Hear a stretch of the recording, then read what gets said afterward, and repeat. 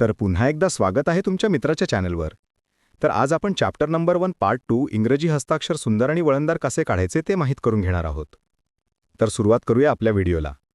इंग्रजी हस्ताक्षर सुंदर व वळणदार येण्यासाठी 4 रेघी वहीमध्ये लहान व मोठ्या लिपीचा भरपूर सराव करा. तर तुम्ही बघू शकता खालील चौकटीत मोठी लिपी आणि लहान लिपी 4 रेघी वहीमध्ये कशी लिहायची दाखवले आहे. याचप्रमाणे तुम्ही सराव करा. इंग्रजी मुळाक्षरे मराठीप्रमाणे पुढील 2 प्रकारची असतात. प्रकार पहिला स्वर म्हणजेच वॉवेल्स.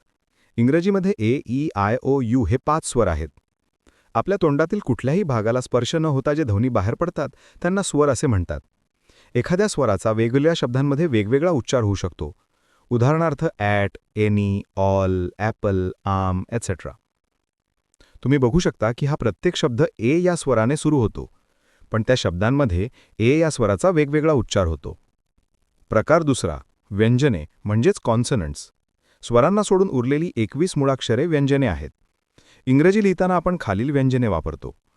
ती व्यंजने आहेत B, C, D, F, G, H, J, K, L, M, N, P, Q, R, S, T, V, W, X, Y, Z. स्वर 5 अधिक व्यंजने 21 बरोबर मुळाक्षरे 26. इंग्रजीतील लहान व मोठी लिपी पाहिल्यानंतर आता आपण आपले नाव, ॲडनाव, मित्राचे नाव, गावाचे नाव, कोणतेही विशेष नाम लिहायचे कसे ते पाहू. त्यासाठी खाली दिलेली मराठी स्वर व व्यंजने यांचा इंग्रजीमधून अभ्यास करणे आवश्यक आहे. खाली दिलेल्या चौकटीत मराठी स्वर इंग्रजीतून दिलेले आहेत.